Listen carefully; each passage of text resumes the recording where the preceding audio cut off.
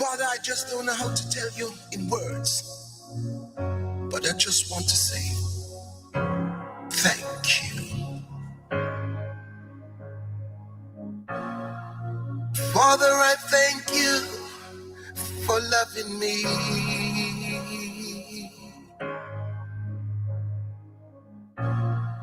Even though I was way off, you strengthened my identity. Lord, without you, what would I be?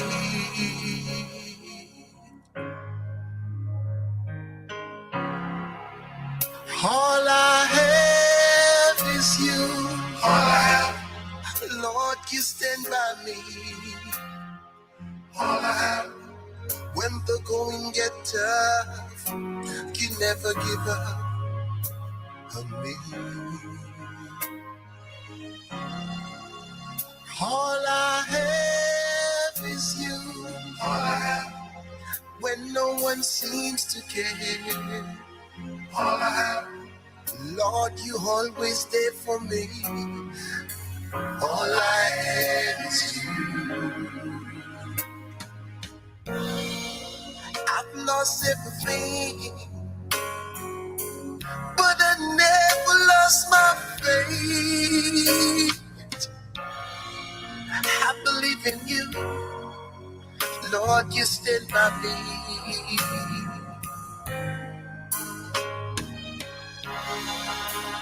All I have is you. All I have. Lord, all I have is you. All I have. You stand by me. You never give up on me. All I have is you. All I have. All I have is you. All I have. All I have is in you.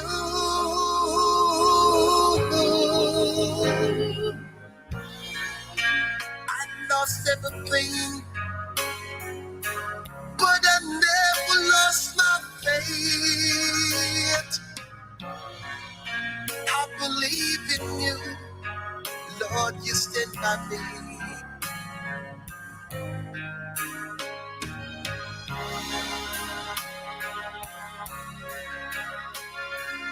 All I have. All I have.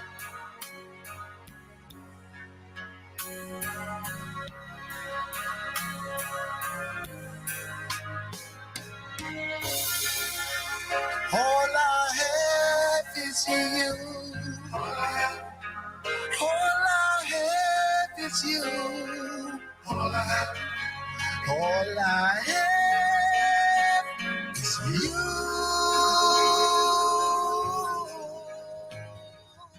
This is a warning.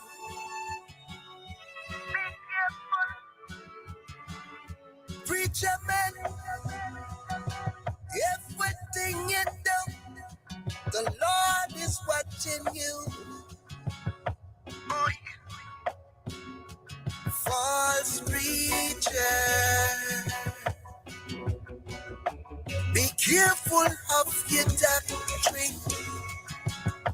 Boy, false preacher, be careful of your preaching. Boy, me sorry for the one who will lead your children astray.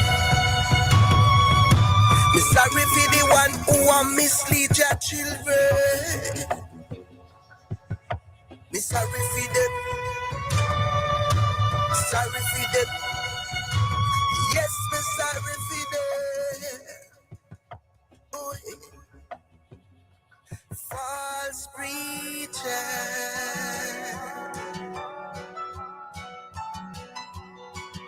Oh, you are gonna prophesy when you can't see. Oh, you are gonna prophesy when you can't see. you are gonna prophesy. Let me false preacher. What a day that will be. Judgment, judgment. You behind the pulpit misleading your children. You behind the pulpit trying to use the words. You behind the pulpit misleading your children.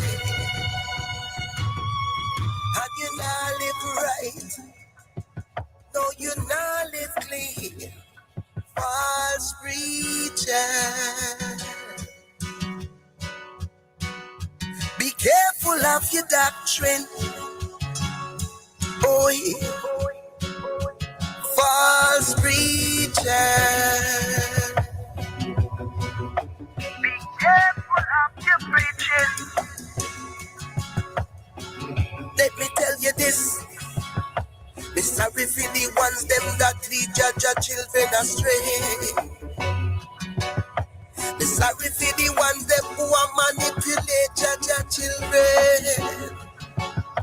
Be sorry for the ones them who are mislead your children. Be sorry for them. Be sorry for them. But you surely will get a beating.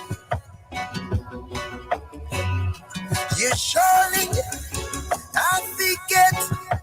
You must get a beating. Tune in to Positive Radio 106.9 on the FM band. Mount Vernon, Yonkers, New Russia, the Bronx. Positive Radio is not a religious radio. We deal with positive around here. Yes, indeed, we deal with positive around here. I want to say good afternoon to 106.9 Positive Radio right here in the state of New York, where I resides. For the last 30 something years, I've been living in this place.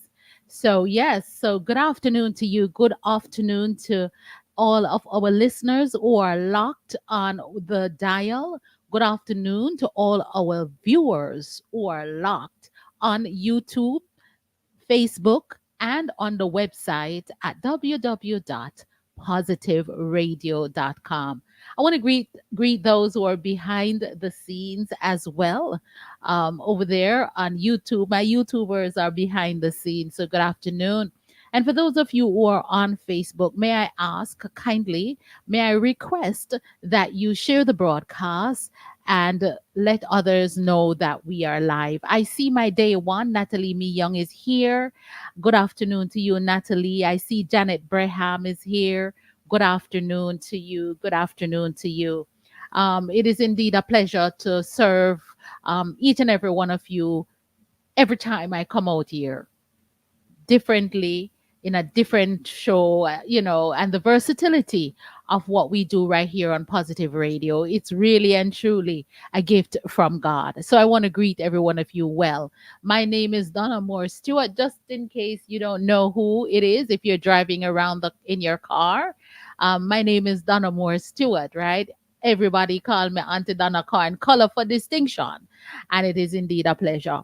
So, good afternoon to everyone. I ask that you go ahead and tag somebody, let somebody know, let your group know that we are here. My co host is running a bit late, and I'm here just to keep your company until she comes. Also, we're going to be talking about sibling rivalry tonight on Positive Radio. We're going to be on Let's Talk. Of course, you know, this is Let's Talk, and we're here almost every Thursday because you request us to be here. We're going to be talking about sibling rivalry. If you have a sibling that you and them cannot get along and you no longer can, agree, and the jealousy, the Joseph situation with the Joseph brother, if the telephone lines will be open and you will be able to call in and participate, share your story, because what your story matters. Your story matter, right? And so we want to hear from you. I don't want to be here all the time just talking,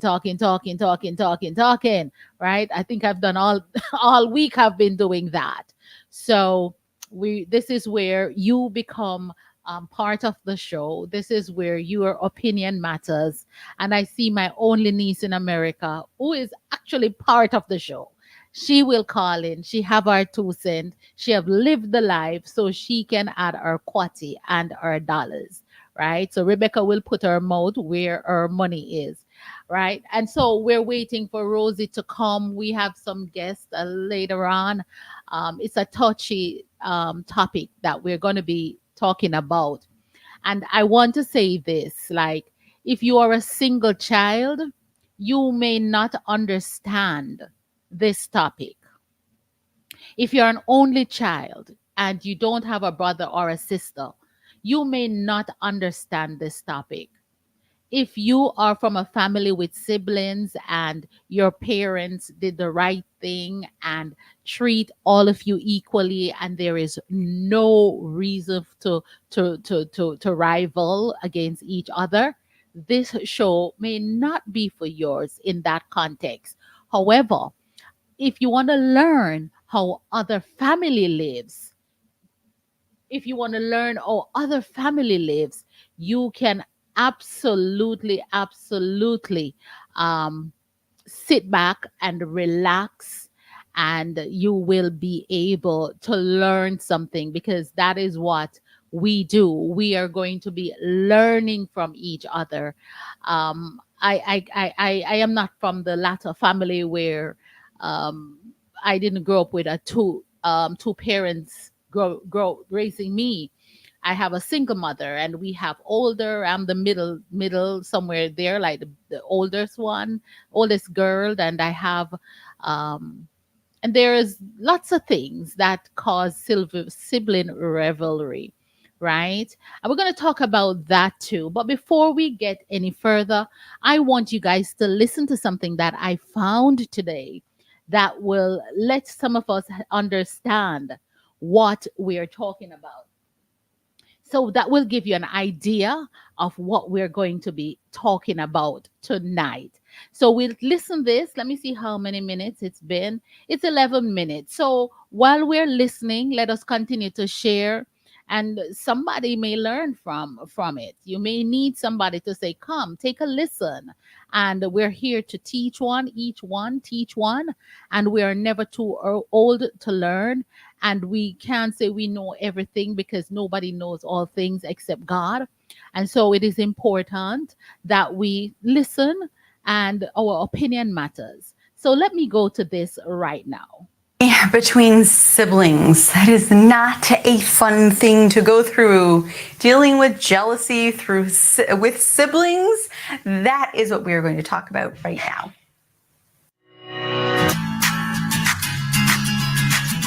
And they don't get along, and you're so frustrated because, hello, you were planning to have this big beautiful family so that they would get along, or you're thinking, you have your only child, and then, like, you know what, but I should really have a second child because he needs to have a friend. Meanwhile, like, joke's on you, because all they do is ever fight, like, yeah, some friend, and you're feeling so frustrated, you want to, like, pull out your hair. How do you deal with siblings who are jealous of each other, and therefore they fight, and they're not happy, and they're always antagonizing each other? So here's the thing. First up is that you have to make sure that you're not the one that's creating the jealousy, okay? So, like, if you think of the story of Joseph and his brothers, like in the Bible, one of the, main places we learn of, like, sibling rivalry was from Joseph and his brothers, because his father, Jacob, he was his favorite. His wife Rachel was his favorite wife, and then she died, and she had this son, and he treated him like he was the prince, and he could do no wrong, and he made special gifts for him, and the brothers were jealous. So you have to make sure that you treat your children evenly. Now, sometimes not all children are created equally. You feel a certain connection to one child more than another. Maybe one child is easier to get along with, who complies easier, or just has got this sweet, cute personality, and the other child is just impossible. Or maybe you feel like one child is more like you and you relate to them, and the other one is some relative that you can't stand. That happens, Make sure that you are treating your children equally so that they both get your attention, they both get your love, they both get time from you, one-on-one time especially. They both have a relationship that's blooming, just you one-on-one with each child. In addition to family time, but one-on-one with each child, because very often children are jealous of their siblings because they are jealous that their sibling has more time with their mother or father, their mother or father loves them more, they appreciate them more, they compliment them more, they see the good in them more. So make sure that you're not the one that's causing the issues. Okay, after that, when you're looking at your children, okay, you might see how amazing this child is. But remember, like, we're all human and we all see that the grass is greener on the other side. So your child is looking at their sibling and saying, they're smarter than me, they're prettier than me, they're more successful, they have more friends, they see all the good in their sibling, and it's hard sometimes to turn around and look at all the good that you have in yourself. That's where you need to build your child up. Build your child up to appreciate the good that's in them. Appreciate that, like I see it in my own kids. I have 5 girls in a row. I have like a boy, 5 girls, and then 2 little boys. And I see in my girls how much they're so not alike. They're so different, and how there can be jealousy amongst each other because one sees the other one's more popular, and the other one sees that this one's, she's so smart and she gets all the good grades. And the other one, she's got the fashion, and the other they each have so many good points. But so often, because of our life's insecurities as humans, we always look, the other one's got it better. The other one is prettier. The other one's smarter. The other one's got more friends. The other one's more successful. So what you need to do is build up your children. Build them up to see the good in themselves. And how do you do that? You need to build up their subconscious mind to believe good things about themselves. When you constantly if you look at your child, don't just throw things at them just randomly. Look at your child, concentrate on your child, see the good in them. Find the good in them, even if it's a difficult child. Put on what I call your rose-tinted glasses to see the good, to see the beauty. And then start telling your children, tell this child the good that you see in them over and over and over them. If you see that your child is thoughtful, say it over and over in every other way. I see that you did, and name specifics. You cleaned up the living room at the end of the day when I was so tired. It was so thoughtful and caring, and I so appreciate that. You're such a thoughtful person. When you see that your child is, maybe they love to study and they get really good grades, you don't have to compliment their smarts because those are like God-given things. You can compliment that they worked hard. You're very smart and you work hard. Okay, I'm going to stop that one right there. But I do have another one that I want to share with the community. Scraping the skin off my damn meat and it burns. Siblings that you have are jealous of you. Okay? If you're the black sheep of your family, first of all, you're unique. You're probably the most artistic or capable of succeeding anyway, right? And they saw this in you from when you were younger, but they didn't want you to see it in you, and they knew that you didn't see it in you back then, right? You may have been, really smart in school. You may have been, musically gifted, or you could draw very well, or just really good at math. It could be anything, right? And those people that created a jealousy in you with your siblings, okay? Because like I said, they saw that in you and they wanted to stomp that out. So basically what I want to say is that these people will always be jealous of you no matter what. Let's just say that, because I know for some of us, we went on the path of where we just kind of gave up in life, right? We were struggling and we were just like, damn, okay, I don't think I'm going to ever be able to succeed. And we just sat there and we let life happen to us instead of taking control of our life because, well, hell, we didn't have support from our family.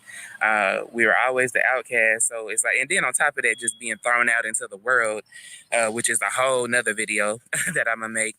But,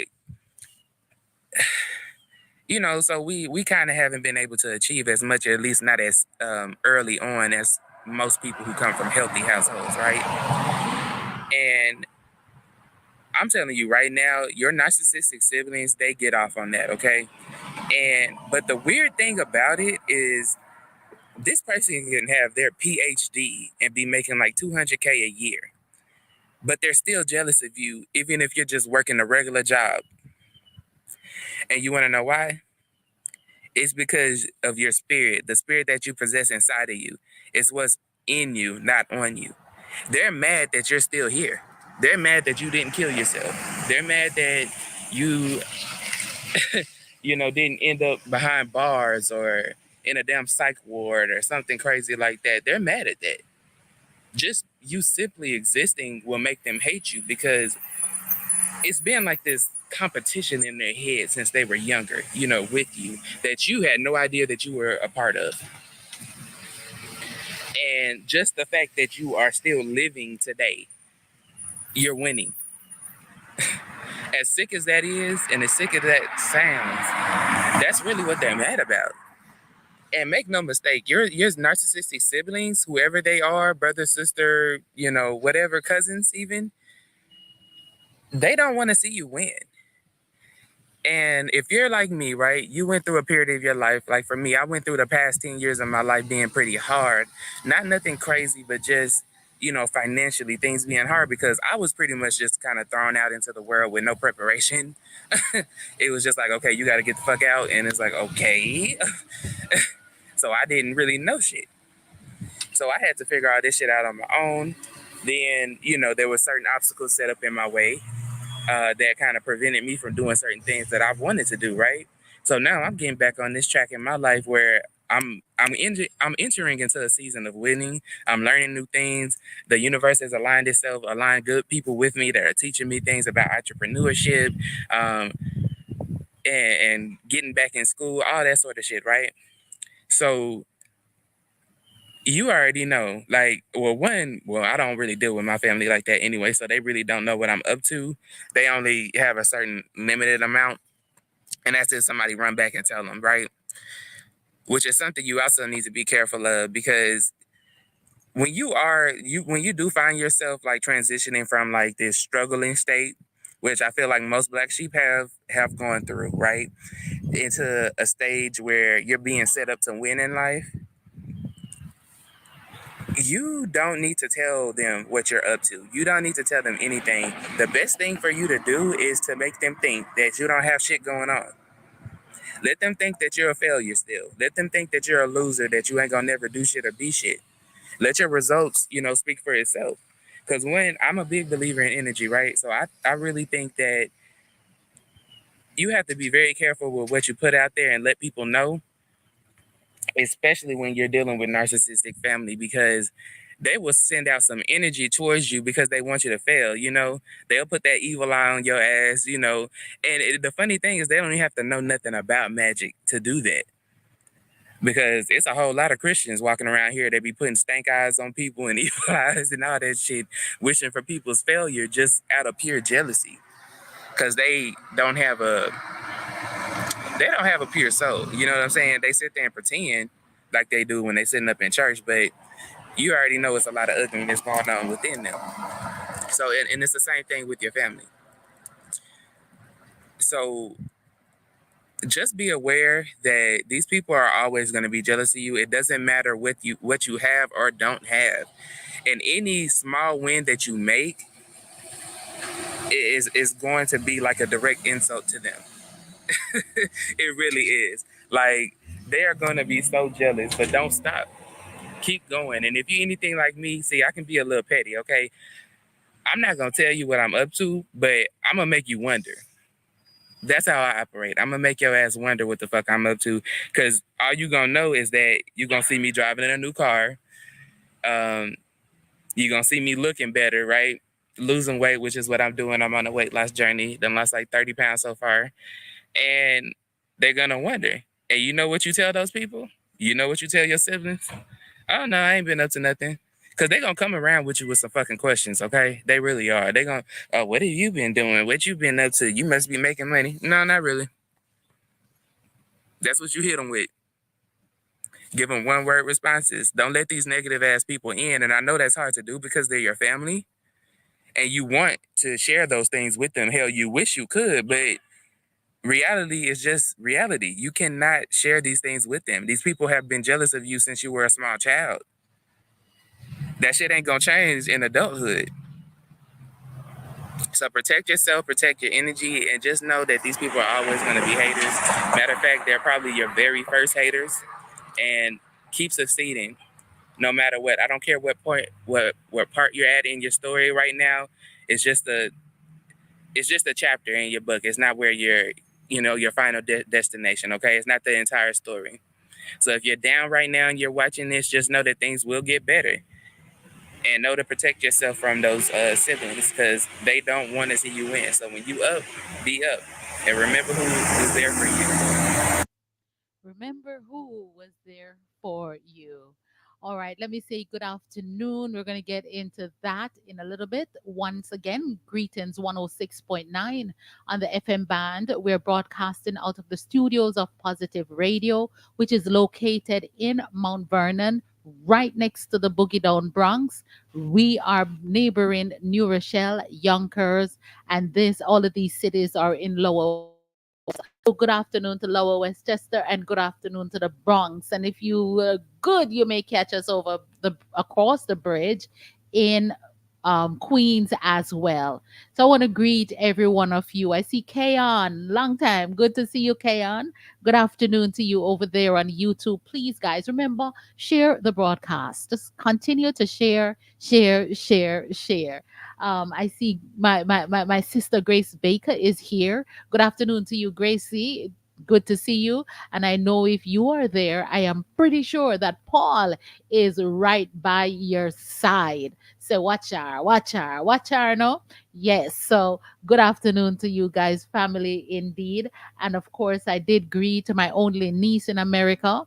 I'm pretty sure Uncle Trevor is locked and listening because I sent in the link. So good afternoon to you, Uncle Trevor, on the job, of course.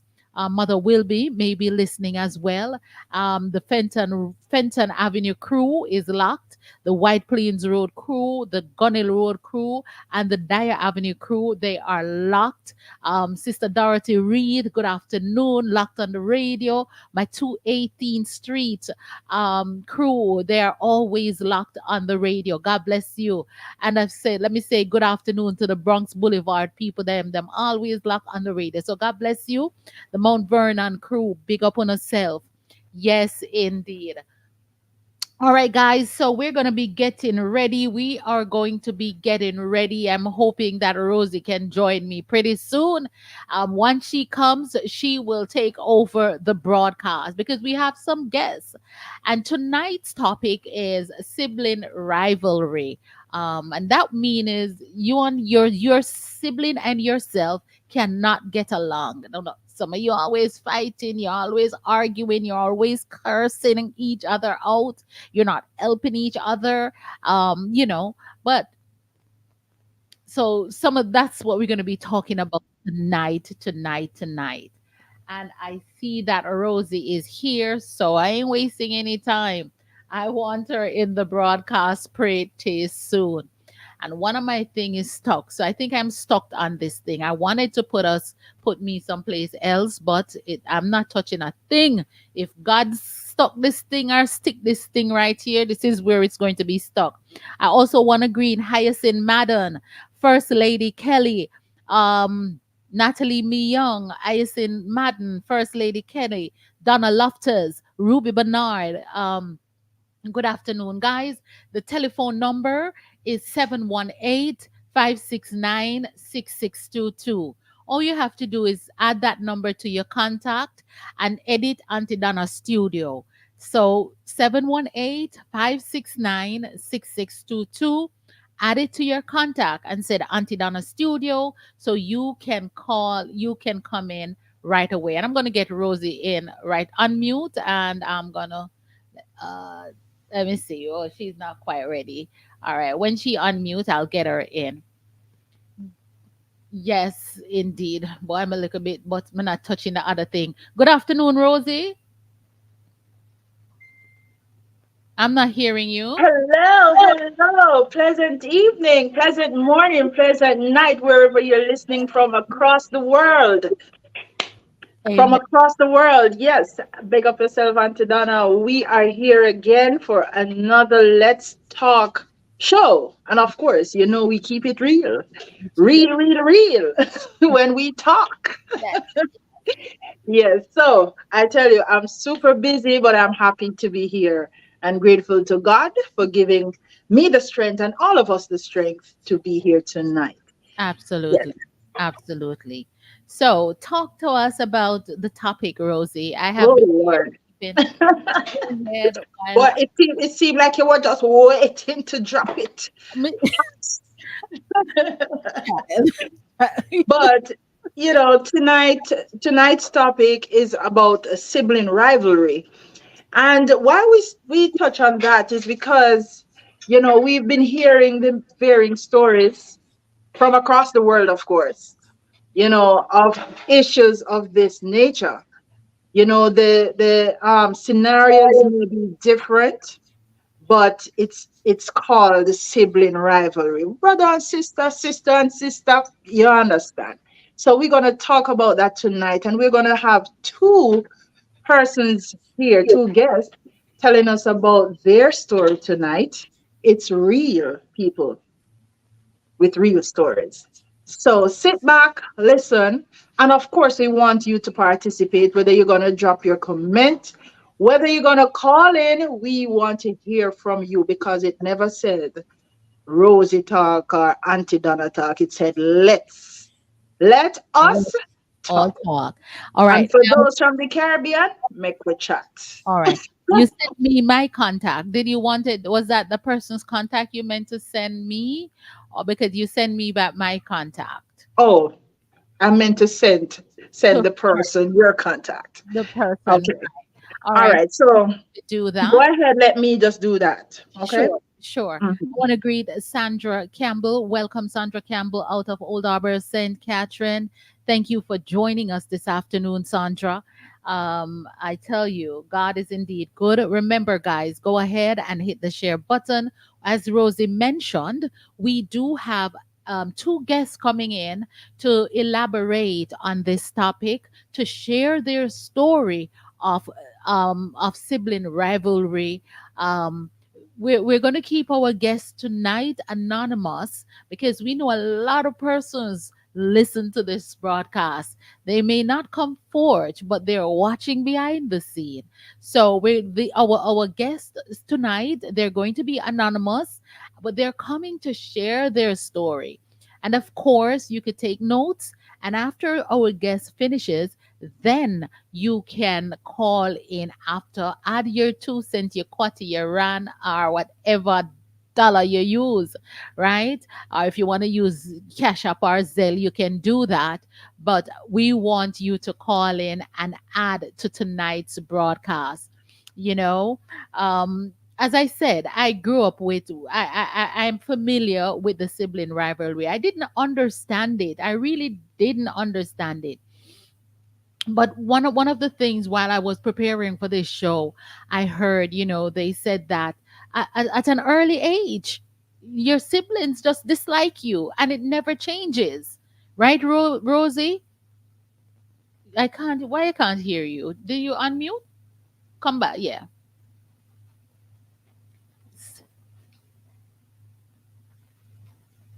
No, I don't. Yeah, go and come back in. I think because you did that.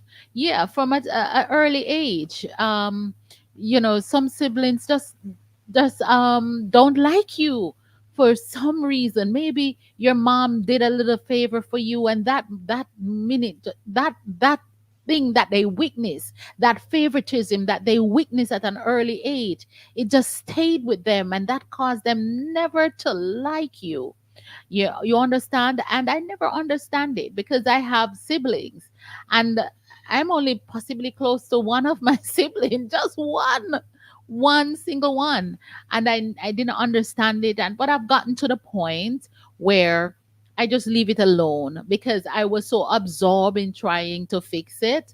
And I recognize that it's not going to be fixed. It's something that we've been fixing for decades and decades, and it's never going to be fixed. So I've recognized that, you know what, Donna, I'm going to fix you. And that's what I have been doing, fixing me, right? And those who would embrace me, because I know, yeah, right? Somebody has said, but Donna, you're nice. When they don't like you, that's the point. You have some sibling don't like you because other people love you. They don't like you because other people love you. They don't like you because your complexion looks lighter than theirs. Let's get Rosie back in. Are you there now? I am very much present. That's right. That's right. That's what you could be. So yeah, so I was saying, Rosie, that sometimes your sibling don't like you because other people like you. They don't like you because you may look taller than them. They don't like you because you seems more talented than them.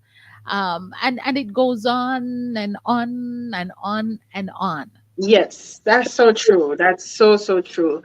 And so, a lot of people, if you have not really experienced it, then, you know, I guess one of the guests supposed to be calling in, so I'm not sure if that's I'm gonna take her call. Yes. okay. Let me answer her. Good afternoon and welcome. Good afternoon. Good afternoon. Everyone, can you hear her, Rosie? Yes, I can hear loud and clear. All right. We're gonna just address her as anonymous. Here's Susie.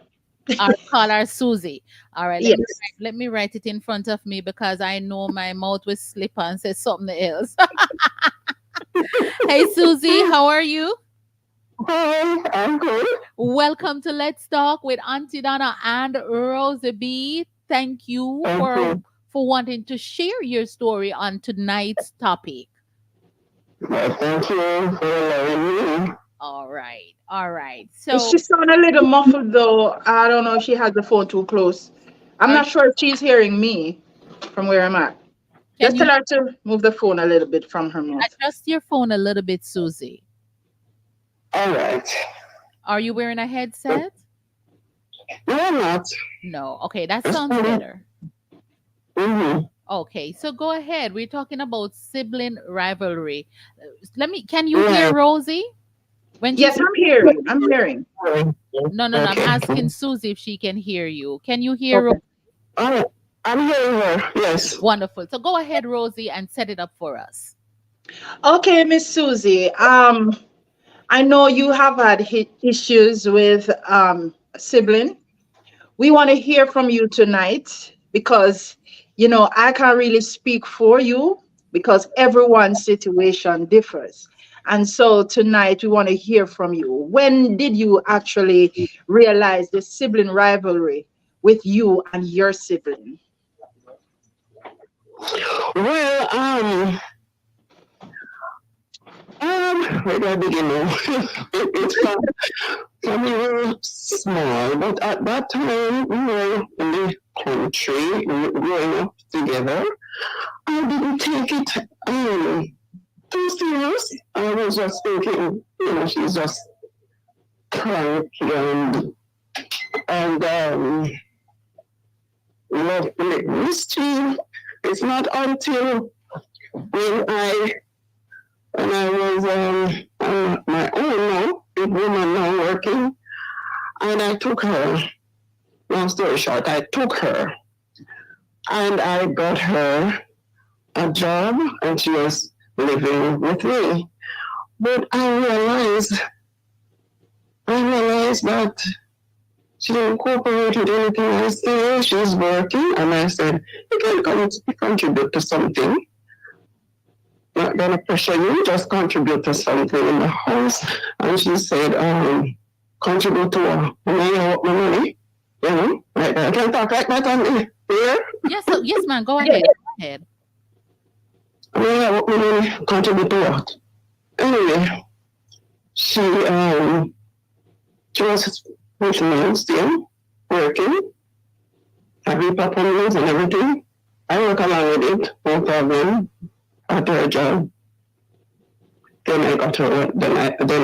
I helped her to get her own apartment close by to my apartment, and we tried to have a good relationship with her. She's my younger sister, I'm 4 years older than her, and I tried hard to have a relationship with her.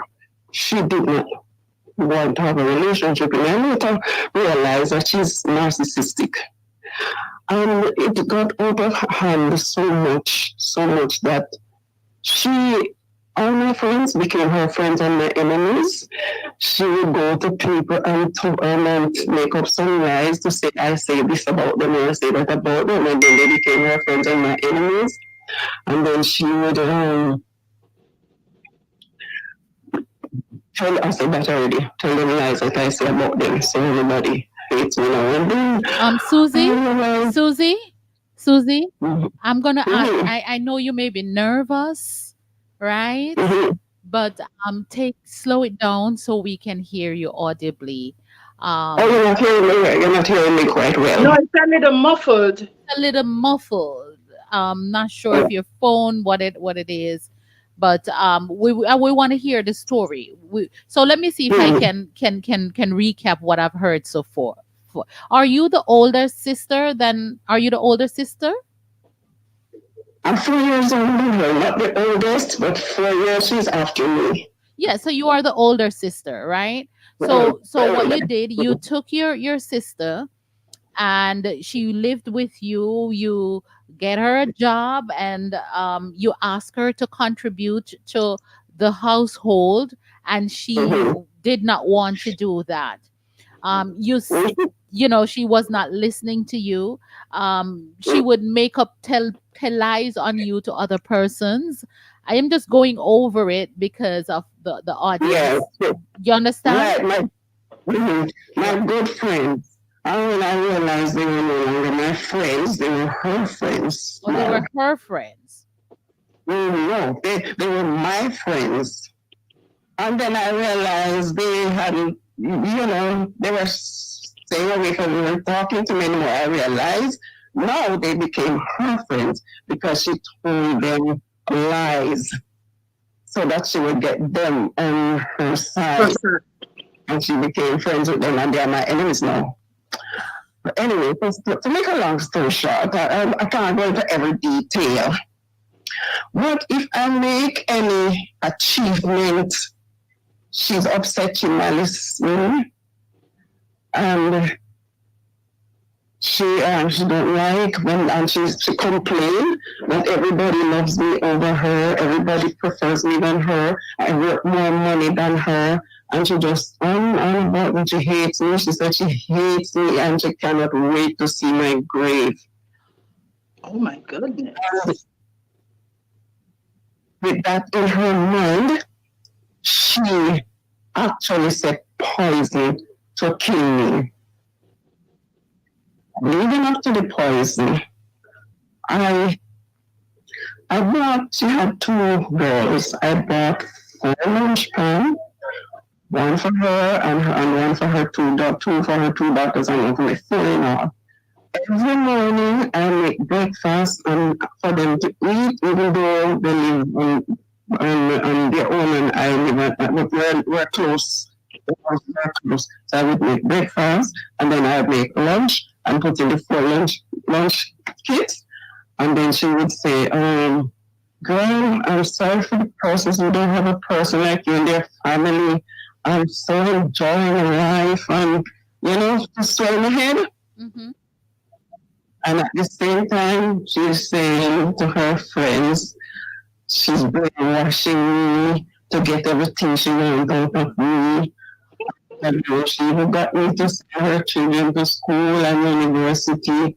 And then she laughed at me behind my back. And then she said she can't wait to see my grave. Okay, when she the poison was set now, she said to me,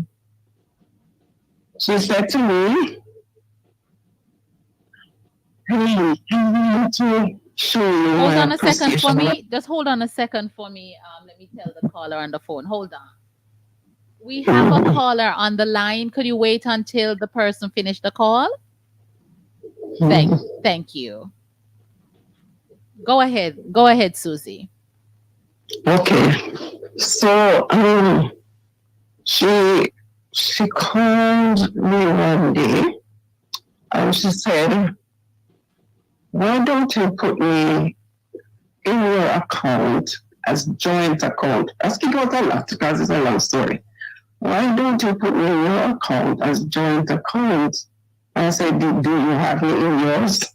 She said, no problem. I can put you in mine and you put me in yours. We're sisters. I said, well, you put me in yours first. And she went. She put me in hers. At that time, she had $25,000 back then. That was good money. Then I went and put her in mine, went down, and I had 80,000. Because each time I get a raise, I lodge it. So I had 80,000. And she said, oh my God, Susie, that's so much money I have. Oh, you're rich, we can't poison you now. That just fly out of her mouth like that. And I said, what? What do you mean? What do you mean?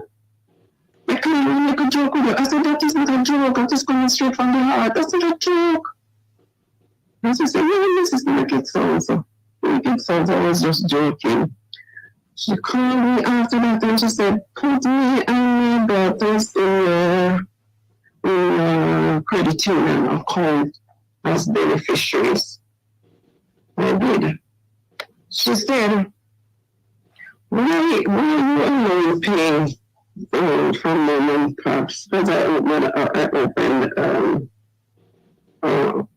account for my parents. It's Sagicor.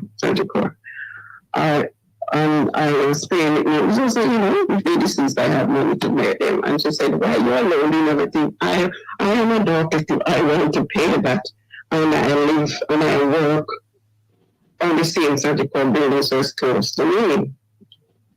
So I said, okay, that's good. I need help. So I signed it over to her. And after a while, she called and said she needed their ID. I said, what for?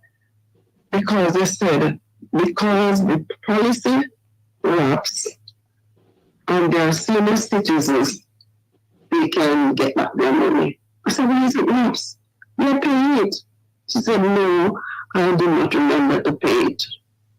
I said, we work on the same building, same floor also.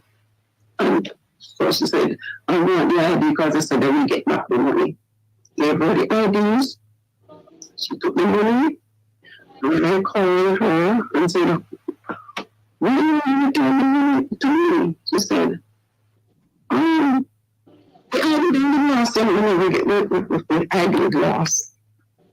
Then the next call, she called and said, will your apartment to my daughter? I said, why don't you will yours to your daughter? She said, I'm willing mine to my next daughter, and I'm willing yours to my younger daughter. So I laughed, and she was upset. She told me not to speak to me because I don't want to in whatever I have. Anyway, a friend of hers, a worker, she knocked on my window one night. I came off night shift, and in the morning, early, my window knocked. And I put away the curtain, and I saw that she was there. She said, open the door, I'm coming around. And then she came and she said, close the door. I closed it and she said,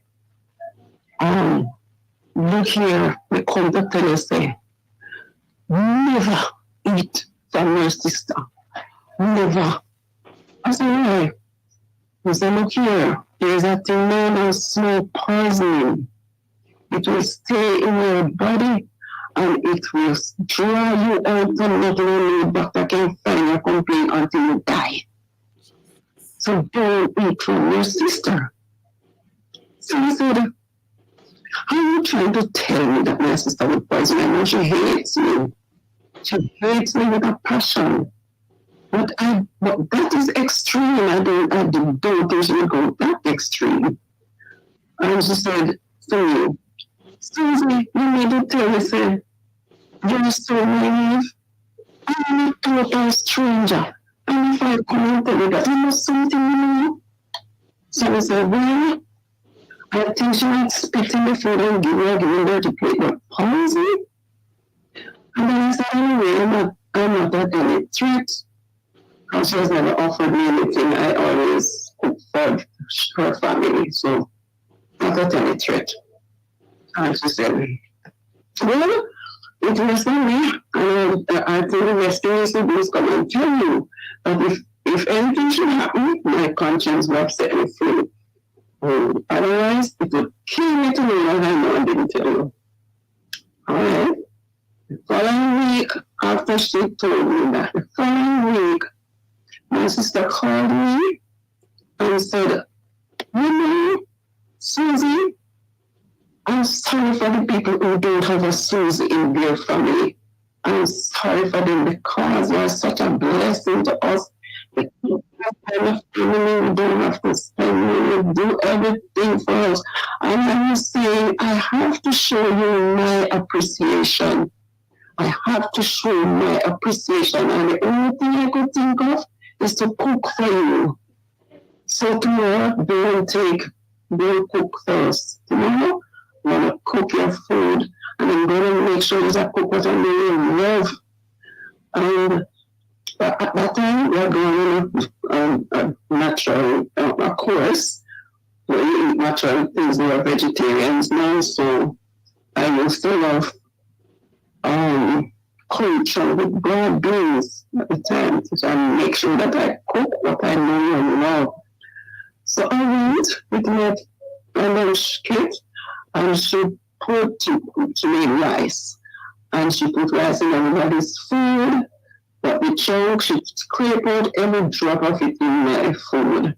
Then she put the pot underneath the sink right away and turned water in it. So, and the water keep flowing over, and she's still running. So I said, what are you going to eat when you give me all the protein? She said, she cooks some steamed chicken for her and the girls. I said, so you have backslided already? You started to eat again? Just just to take a break. So she gave it to me as I enjoy. I said, okay, thank you. And I went to work with it. I told one of my co-workers and we dumped it because it's both of us who die because we share everything. So I told her, she grabbed it from me and dumped it in the garbage. So I came home the evening and she came down and she was sitting here in my living room and we were talking and she was just talking and looking at me through the side of her eyes. She was just looking at me. And I was looking back at her through the side of my eyes. And I said, I'm tired, I want to go to sleep. And she said, okay, and she left.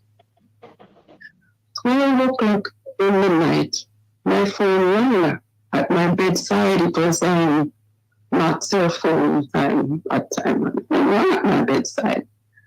So I jumped up and switched on the light and looked at the clock on the wall. And I said, whoever is calling me now, it has to be an emergency. So I picked up the phone and I said, oh, hello. And it was there, Susie? Frightened, good Lord, Susie? She said, what is it? Are you calling at this time of night? So the food that the dog didn't eat it. I said, yes, I ate it, and I ate it. Here it is. I said, I put tea in that food. I ate it. And she said, oh, okay. And I just hung up my phone. So I started looking place to move. The following day, I started looking place to move. And it didn't take me long before I found somewhere and kind of, didn't want her to know where, but of course she found where. And she barged into the house.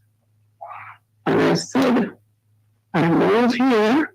I didn't tell you why I moved, but I had found out about the poison. The Lord revealed it to me, and I moved. And when she said to me, bitch, the poison is too good for you, I thought and I went that she actually acknowledged, even though it was obvious, based on everything that was leading up to it. She said, torture, torture you. And that does it, that did it for me. I went into depression.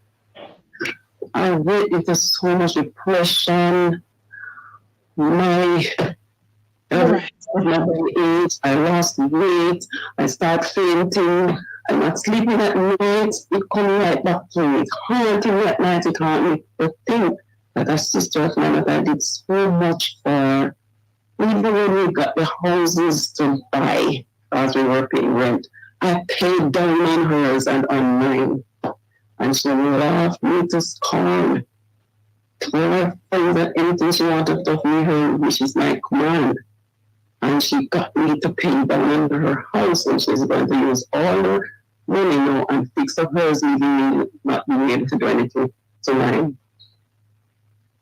And when I bought a car, she drove it and ran it into a I don't want to tell you the whole details of that, but she hit the back of it in a wall, and then broke off the fender, you call it now. I had rented the car, and she asked if the persons were rented to my cousins to let her drive them, and that's what she did to the car. So I had to get it fixed. And she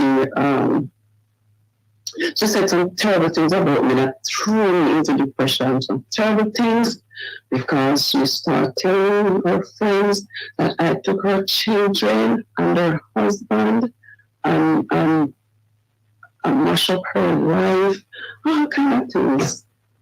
And then one of my relatives said, why did you say all those things about Susie? And you know, so she said, when you want to hurt somebody, tell them the worst thing you can think of. And it just hurt them. And it continues even now. It hasn't stopped. All right. Just to interject a bit. Go ahead. Hold on a second. Go ahead. Yeah. Did you actually talk to anybody about this situation? Because you said that it led you into depression. And I can just imagine, the feeling. I always tell people, if you've not been in the shoes, then you can't really identify with it. But because you have been there, done that, and it's still doing, have you spoken to anybody to see if you can, deal with this situation? Because it seems like it's a real current situation. It's a terrible situation I didn't know could happen with a family member. And the way I took care of her and her kids, I didn't know this could ever happen in my family, because I'm from a good Christian family background. And it shocked me. I couldn't believe it. Does your parents know about this situation? Your parents know? Does your parents know about it? My father used to cry and say he don't know where he goes wrong with that child. And a pastor, two pastors spoke to me, because she went and told the pastors a lot of things. One pastor said, okay, call your sister, and said I took away her children. She had thrown out her children. While they were studying to throw them out. So they asked me if they could come and spend a weekend with me. And I told them yes, and they never left. I keep saying to them, you have to find a way out, because if your mom knows you're here, I'll be dead. She eventually found out. So she went to the pastor. The pastor said, bring your sister and the two girls. And she said, no, Pastor, I will talk to you alone. I don't want her here to talk to you. And right away, the pastor realized something is wrong.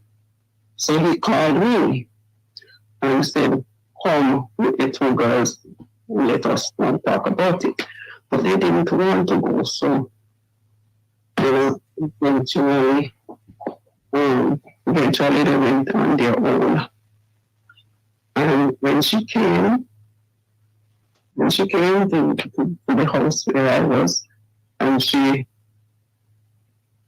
as if she wanted to grab me and bitch, the price ain't too good for you, won't torture you, and just said in front of her daughter, and it didn't sit well with the child, because she said she can't believe that her mother actually acknowledged that in her presence. And it went on, and every time she come up with something new, I was so scared for my life, because she keeps saying everybody loves me over her, and everybody's, when I got pregnant, and I believe she was going to be so happy for me, and I said, I have good news, I'm pregnant. She said, when you never going to have your own child, when you have to take care of my two. So I just don't have the two children not to take care of. And she set up everything for me to lose a child, and she was successful.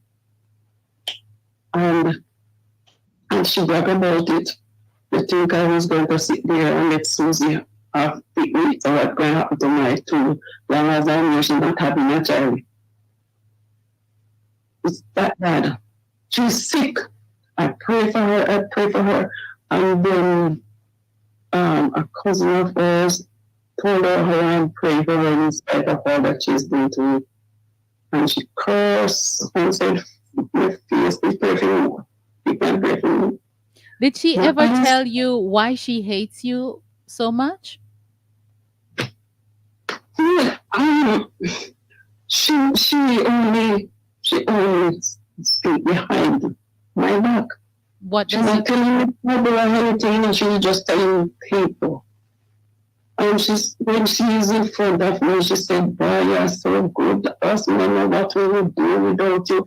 So does those persons who she's talking to, has anybody ever asked what has your sister done you? Why you're being so hateful towards your sister? Has anybody ever asked her that? Well,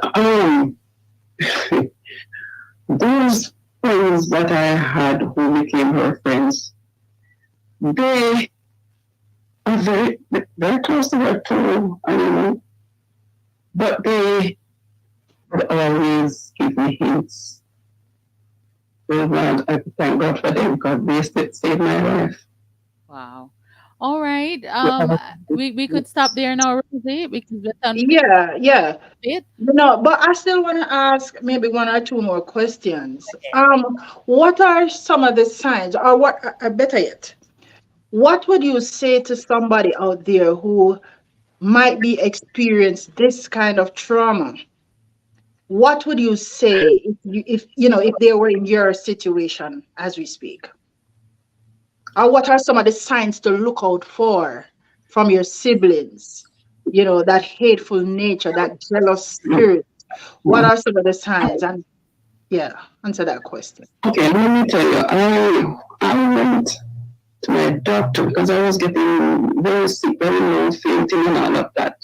It affected my body. I refused to tell the doctor what it was, because I said it's embarrassing, because something that happens in my family. And the doctor said, if you don't, the doctor never can speak to me about it, who are you going to speak to? So the doctor said, Spirit, tell me what it is. And when I told the doctor said to me, do not battle it up.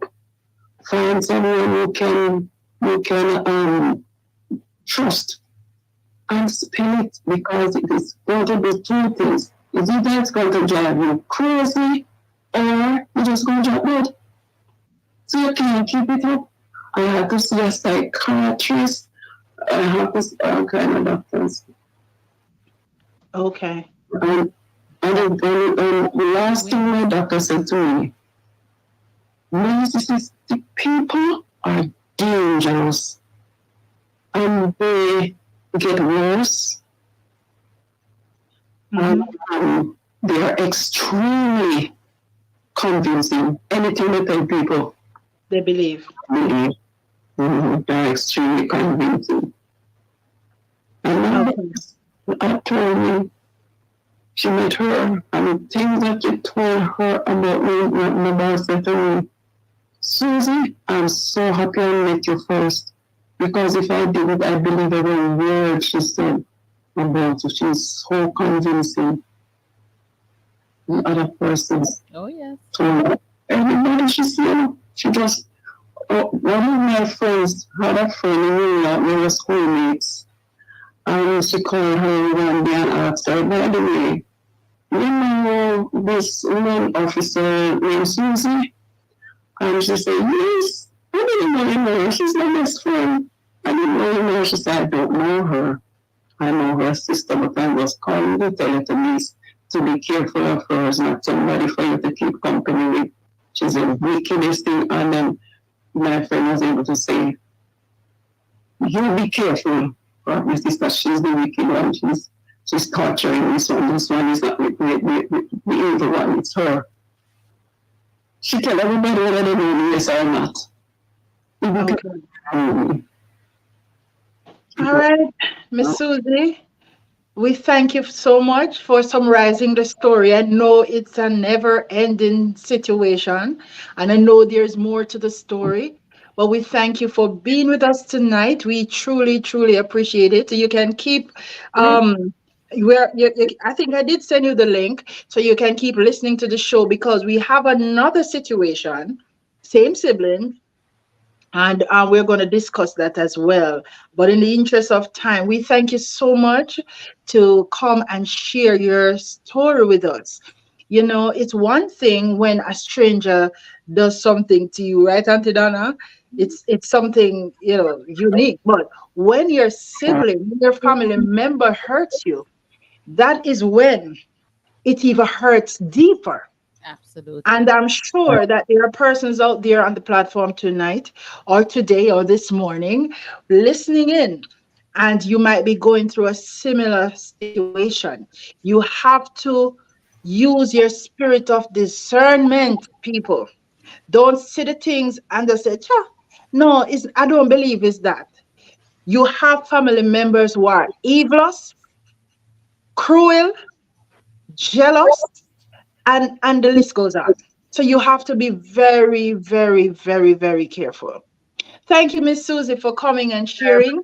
We Susie. truly appreciate you for, being brave enough, because some people don't talk about these things publicly for one reason or another, but we really thank you for letting it out. And I'm sure this will be a healing process for you as well. It's a long road, but it can be a healing process for you. And I'm sure those listening, will take some notes from what you have said. Over to you, Auntie. Thank you very much, Susie. God bless you. Yes. Listen, I can relate to Susie's story. It becomes real. And I really and truly didn't think that there was another person in the world that experienced the same thing that I experienced, because I literally experienced the same thing that Susie has experienced. You know, um, the I don't know, maybe because when I recognize what was going on, and now I've become a Christian. So now, and with us, these like those of us who have been abused are being the victim of a narcissist. Mm-hmm. We're afraid to speak. We don't want to tell people, and we do not want to investigate the narcissist, right? Because these narcissists are so convincing. They will convince even Jesus Christ if him sit on careless. If Jesus Christ sit on careless, them people you convince him. You understand? True. That is how good they are. And I have And a always being the victim. an Always play the victim. victim. And I have a sister who did that to me. The question that I wanted to ask, but I just left it alone, was, is she and her sister in a relationship? Because I had to take myself away from that particular sister, and I haven't seen her for maybe a decade or so now. You understand? Because of what she does. And she's constantly doing it because that hate that they have for you, it just seems like it cannot leave them. And not until you die are they going to be happy. Not I totally agree. will come to your grave or your funeral and make the most noise. But not until they see you in the grave are they going to be happy. Right. Wow, this is just so deep Yeah. and so sad at the same time because the persons who you are expecting to have your back, your sister, your brother, your family members, and they are the one cutting against you. I It tell you. hurts. It hurts. And Yeah. as you said, Auntie Donna, if you've not really experienced it, I've experienced it maybe in a different way. You understand? Because I remember at one point, my sister, you know, um, luckily I wasn't somebody who hid things from my spouse. Hmm. And she said, I bet you didn't know. You see that word, I bet you? She's trying to discredit me. She said, I bet you didn't know that she's still getting paid from her police job. No, because she don't know my business. But she went behind my back to tell my spouse that, to discredit me, to make me seem like a bad person. But my spouse knew much better than that because we don't hide stuff like those. You understand? But she did it deliberately. So you have to be careful of these people, family members as well. Hmm. Not everything, don't get me wrong, there are some family members, siblings who are closely knitted. Oh yes. Very good. So And we're I not started only out dwelling on the bad ones tonight because we because have to make mention of the good I ones. started out by saying before you came that if Mhm. you are from a family that is close and you have a mother and a father that raised you, or a single parent that raised you well to be close and tight knitted, this broadcast really and truly is going to just blow your mind. And if and another demographic is if you are an only child, all of what we're discussing is going to be foreign to you. But what you guys will learn is that these things does exist within families. Yes, Kind of definitely. relationship, toxic relationship exists within families, you know. So we have another guest, but I think I see her name on the broadcast, and I don't know if she want to make her name anonymous. If she wants her name to be broadcast, she can. But if she wants, if you're hearing me, you can just come back out of the studio, change your name to anonymous, and then because I don't want, I think she doesn't want her name to be out there, right? Right. Right. Yes. So I'm gonna wait for our guest. She's here, but I want her to change her name and put anonymous, or put Mary. Molly or Mary. Mary Magdalene. Understand? Let her know to come out of the studio, Rosie. All right, let me just do that off air. Absolutely. Wow. So the telephone, we have a space for those who want to call in right now. 718-569-6622. Give us a call if you want to add to what Susie just says. Have you ever experienced that kind of deep? I have no other word to say about a demon. A demon that is just demonic, to actually want to unalive your own sister, your own sibling, blood, flesh of your flesh and blood of your blood. It got to be demon within somebody to want to do that. And I'm so sorry for Susie because she has to seek medical help. And if God didn't save me, I don't know where I would have been, because it's an ongoing cycle of narcissistic behavior with some siblings that think that you owe them. Some siblings think that you should take care of them, especially if you're the oldest one. They're giving you the monarchy role, but then they want to rule the monarch. They're giving you that monarchy role where they said, and I see that I have Lucy Williams is here. I see my beautiful friend Ruth Cooper is here as well. I see a couple of you here. I want to leave my phone, that other phone, right? Talk to me, talk to us. Um, you know, I see that, these persons, it's crazy. And I don't know how would this come about. And that's why I'm saying this has to be an evil spirit that takes residence into our siblings or into persons that will cause them to behave like that with persons who they are related to. Sometimes some of these persons, you sleep with them, your brother and sister wanna sleep on the same bed, wanna eat out of the same pot, wanna do everything together, but yet still you hate the person because somebody like her or somebody like him more, or you think, you understand?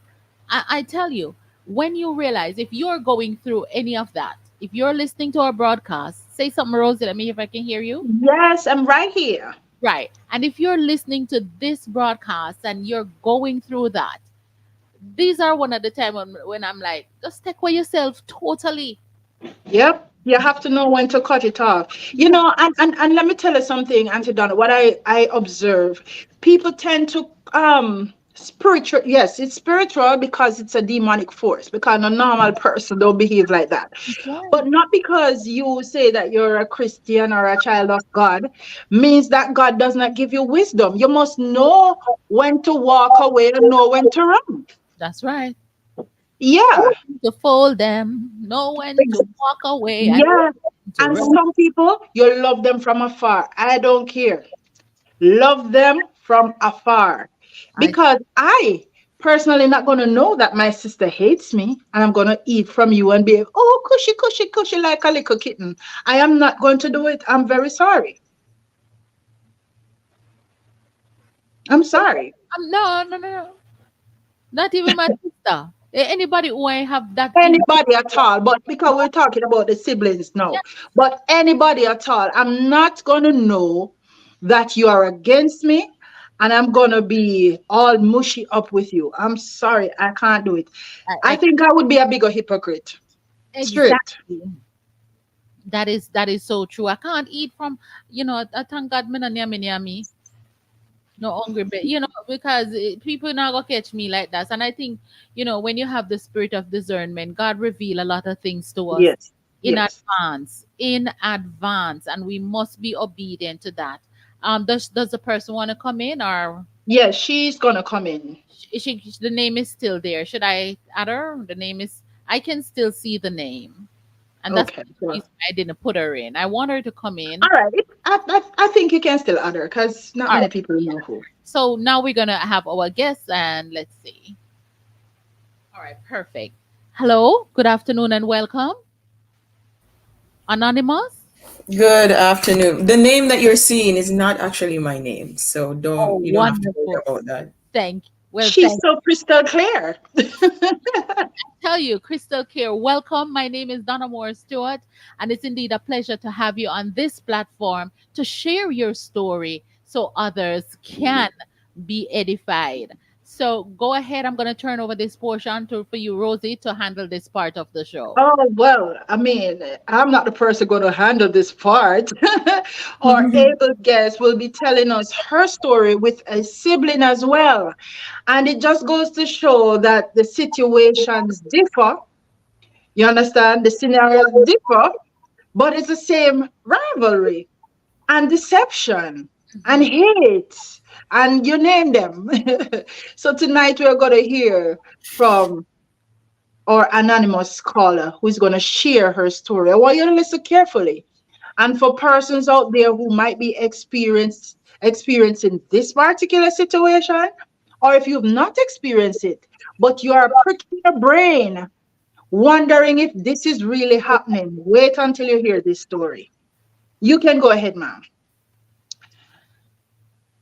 I want to So, hear from when it actually started. Yes. You don't have to tell us all Sure, every day, but summarize it. Yes. sure, no problem. I'm a bit nervous. I've never You been on don't a need to be. We platform keep it real over at here. all. You're off camera, and just go ahead. Okay, so I would say me and my sister, we are really close in terms of we grow together in the same household, same room. We didn't have separate rooms at all. It was just both of us in the room growing up. You know how people would say after one person which would as a younger sibling, you would bathe in a bath pan, she would bathe back in the same water. We were just like that, you know, very, very close. Um so it was about, I think I was 18 years old at that point. Um I I met someone. I was at that point I wanted to be a veterinarian. Not anymore, but at that point I wanted to be a veterinarian, and I um what do you call it, um, volunteer to a place where animals, so I feed animals, give them medicine and all of that, just to get some exposure where that is Yeah. concerned. I did that for about maybe 7 months. I met the guy there, so we were together at that point. In that time, I was applying to be a part of a force in Jamaica, and I got called in, and young love, missing it, say, I'm going to be in training. You might not hear from me and all that. Um, so I think I was in training for maybe 6 months, 6 to 7 months. After a while, I wasn't hearing from him. Um, I think nearly to when I was going to graduate, he messaged me, and I was like, where were you? I didn't hear from you and all that. And he said, I have to come clean. I felt lonely, and I met someone. At that point, 18 years old, you thought you've met your The love first of your your life. first love, and your Mhm. your future love, and your forever love. So yeah, that teared me apart for a little bit. But what at that point, he didn't express the person at that point. Um so okay, that ended. I met someone after I was placed after graduation and all that. Then he reached out to me and said the That's the person. first one. That's the Yes, first the person who person. reached out to Yeah, you. he didn't Okay. tell me the person he was with at that point. He lied, actually, said he met someone. Well, maybe he met her online. He said he met someone online, and they started going out a lot, and he was very lonely, and I was in training, and he couldn't get through to me and my phone and all that. Um, so I think maybe like a couple months after I was placed at a division, he reached out to me and actually tell it was my sister. No, he telling me that. Um,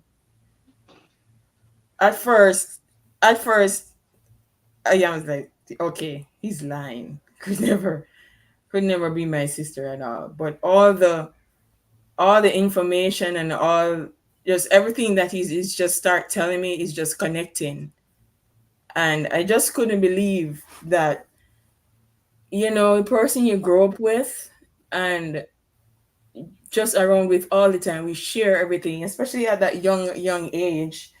You know, we share everything. We go everywhere. It was heartbreaking at that point. I tried to just forget about it and just move on. So, in another relationship, I would say about 20 years old now. I met him through the division I was at. Um, what they call us, is it Mutton Jeff? They call us a name. It's like this character. Anywhere you see him, you will see me. Anywhere you see me, you'll see him. So uh during maybe a year or 2 years into the relationship, um we were on camp, and I went to him, and he was asleep.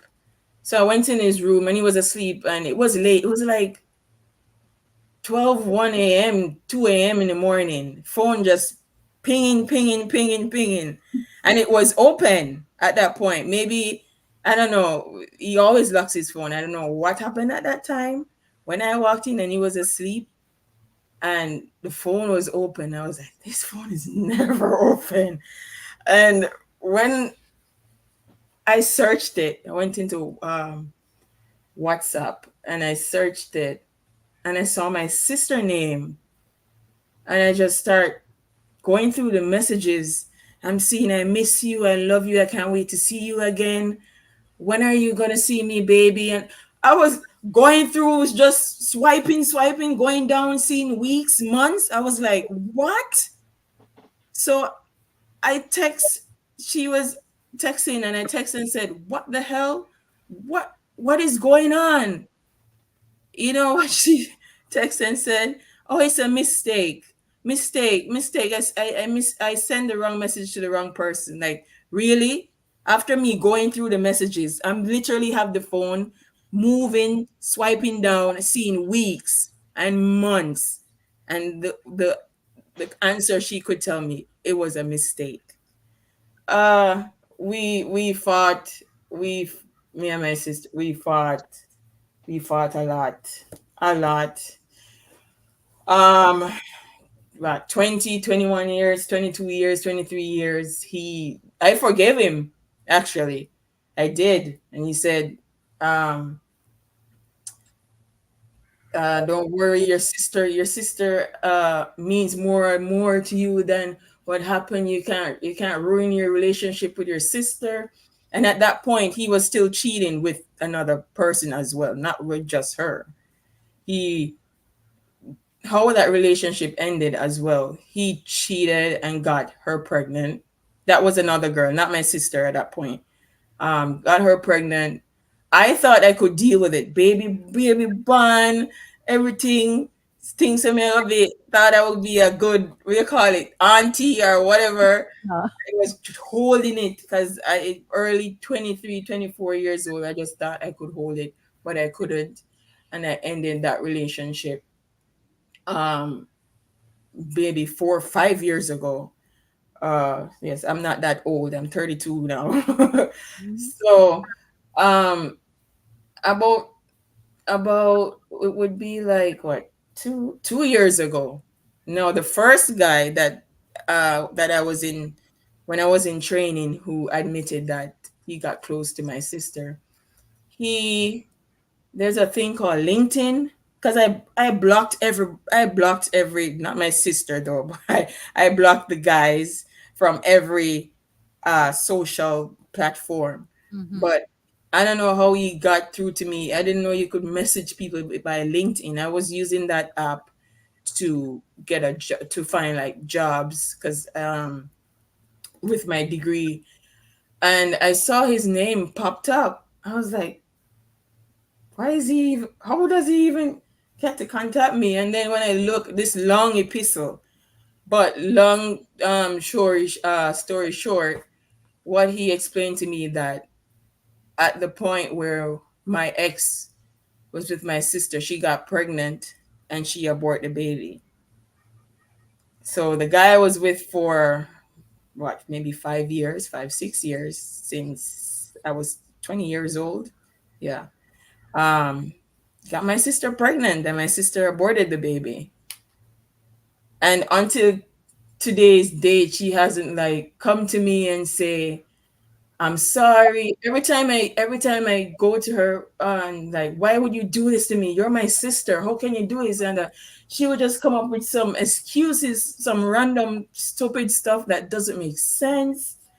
And I don't know. She just What I want to hear, what does she says? What are some of the random stupid stuff that she said? um she would just say that I didn't love him in the first place, or um but he's been cheating on you already. And she would say, it happens already. It happened already. It's years ago now. Forget it. You need to let it go. You need to let it go. Stuff like that she would say. Um oh My boy. question is, hold on a minute, hold on. Uh-huh. This is like a hard pill. It stopped right at my throat. Your parents, you said that you and your sister were very close. Your parents, they know about it? They knew Um, about all of this? they don't know about they don't know about the that she got pregnant, the abortion part. They knew about she getting what she told him, that they were close or they were friends. That's what she told him, that they were friends. Even when we were arguing and I'm telling them that I found like evident that they're together and this and that, and What was she their just, response? what I think in with them too, with my parents, one thing, when we start arguing, we're gonna be loud. So the one thing, first thing my dad wants to us to calm down. They don't want neighbors to hear, because they, we're a big part in church. They don't want to hear any arguments, and then next day you hear that this and that, reach a church family and all that. They are basically trying to calm us down and trying to let us resort the what was happening. But at that point I was really angry, and I don't know why she was angry, but my mom, at that point my mom and dad was worried. But 2 years ago, when I found out that when the guy texts on LinkedIn and tell me that she was pregnant at that point and abort the baby, um my feel everything came back to the forefront of my brain, because all that I tried to like push it far away in my head, not to think about it, and I'm telling you, it actually worked. I went for months, years, with it not even coming up, and when that guy messaged me, everything just kept pouring Timber. out, and I just wanted to move away from them. I just wanted to not be near them. um Me and my sister, we usually she has a car. I usually take her car to work. I usually take her car to church. I stopped doing that. I start taking the bus. I try to like stay. I just Away. wanted to be away. I just wanted to run away from them, from the situation, because we both were still sleeping in the same room under our parents' roof. Um, and with my parents saw us arguing, they were telling me basically, come on, well, my sister kind of made them say that too, because she was like, it's more than 10 years ago. You forget it now. It's past. She's like, what she said, I'm paying for my dues or something like that. I'm paying for it now. It's been years. It's been years. It's past. And then when she said that, my parents picked it up too and said the same thing as well. I need to let it go. It's been years. I need to forgive my sister for this and that. And I didn't like the idea of how they didn't see that, how I was really hurt of the Mhm, situation. mhm. You were hurt. And You were not healed. yes, Wasn't any closure. No, yeah, I'm wrong. She didn't say I am wrong. Um, you know, Nothing, no discussion. It was just the Yeah, to just dust it under the carpet. yeah. exactly. And until today's date, she hasn't voluntarily come up to me and said, whatever happened in the past, or she hasn't until today's date. I'm 3 years older than her. We have another bigger sister, but we're not that close with her as how me and her grow together in the same house. We do everything, every single thing together, and all these years I've been trying to still be a good sister, even though of what she did. um but it still hurts to just know that somebody that's so close to you, that you share everything with, like every single thing with, could do something that like that to you. it's Would you it's trust her again with her it's just spouse? it's just sorry. Would you trust her again with your spouse? No, I would not. And that has been a challenge for me. Because I haven't been in a relationship for like 4 or 5 years because of the last one with her. And every time I go on, I start say, okay, I'm gonna try go on and date.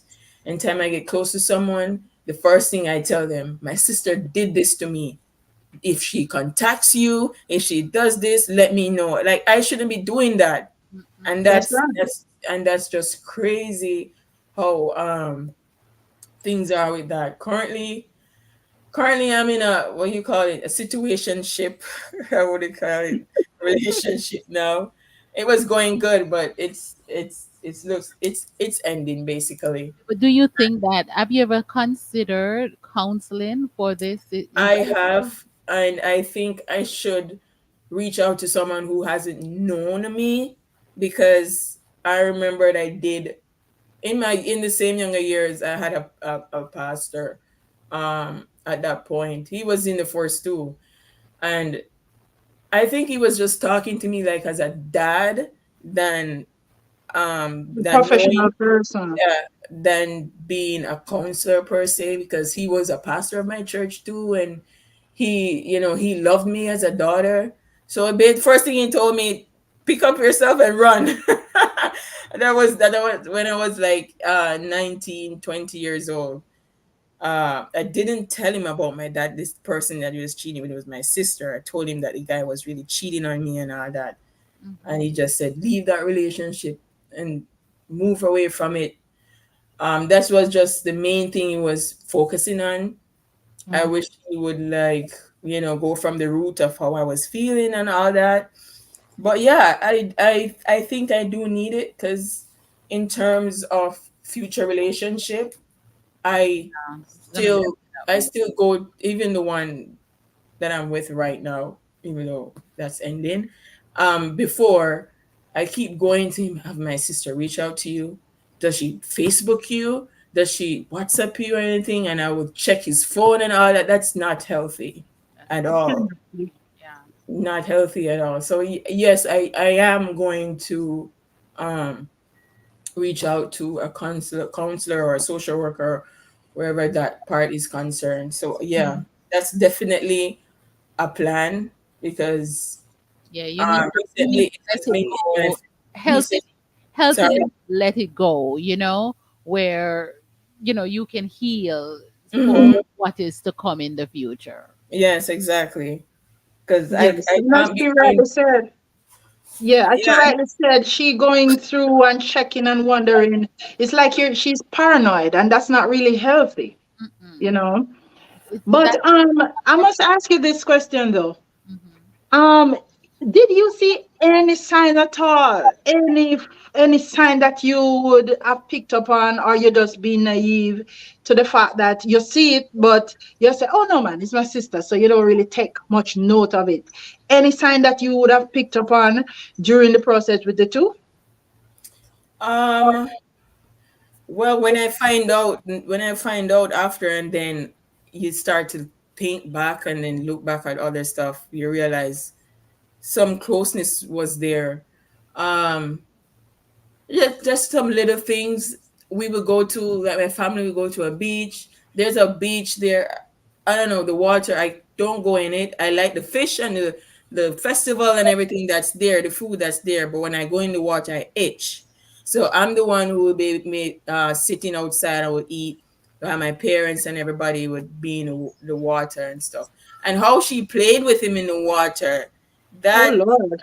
that kind of raised the eyebrow, like, why she's so close to him like that, but Yeah, just knowing were that red things flags. just, There were red flags. yes, but I didn't know that until I found Until the right. messages.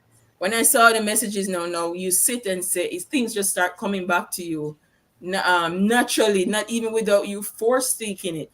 It just Yeah. start coming back to you naturally, and you're like, when I Wow. introduced, when I did this for her to do her assignment, because he was very good on tech stuff like Excel and all that, very good. And I was like, when I introduced, they were together. Can you imagine what they were doing at that time? And so stuff keep coming back.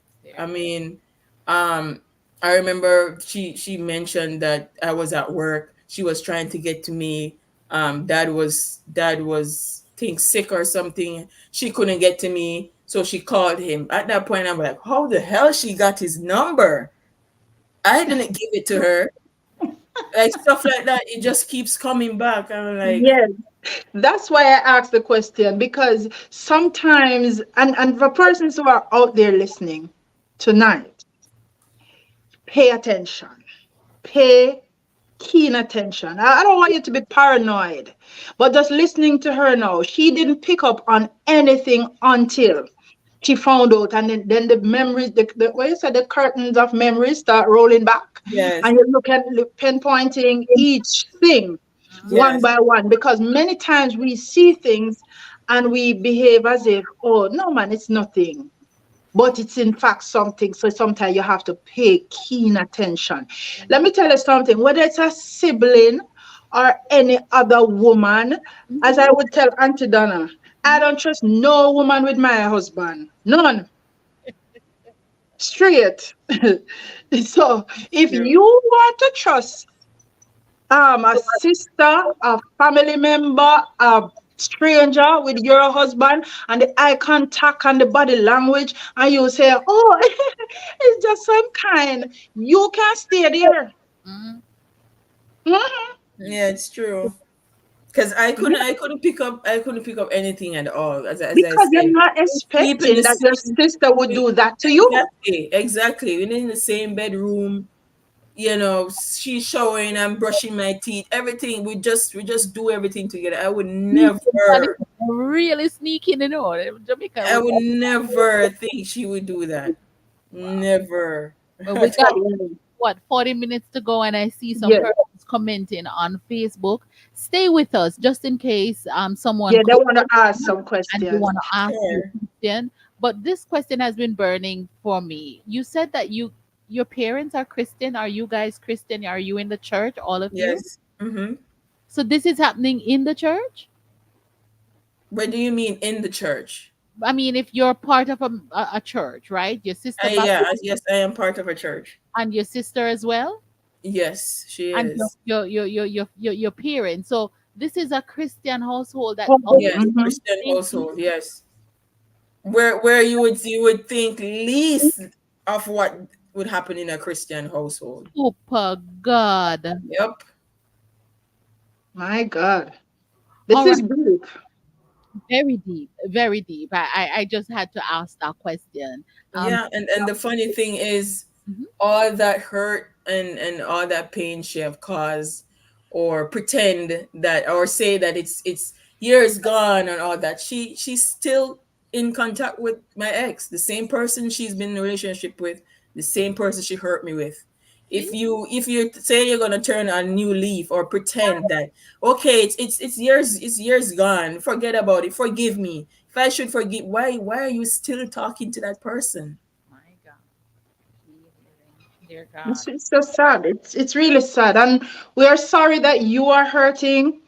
Yeah. But I'm happy that you found it in yourself to actually speak about it, because this is also the process of Of healing.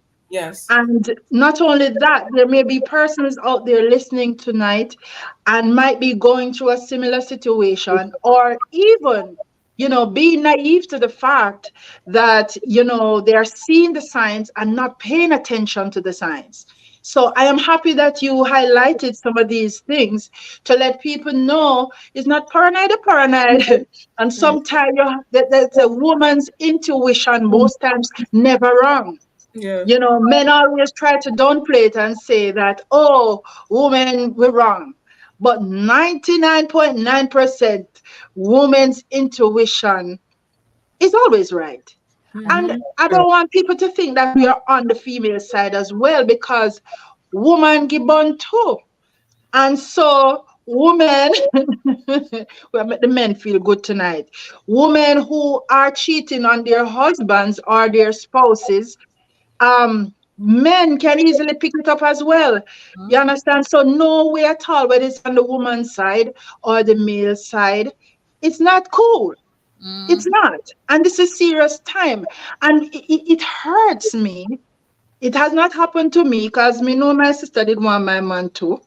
But because I am on top of things like matlock, you understand? absolutely. Never third sense, you understand?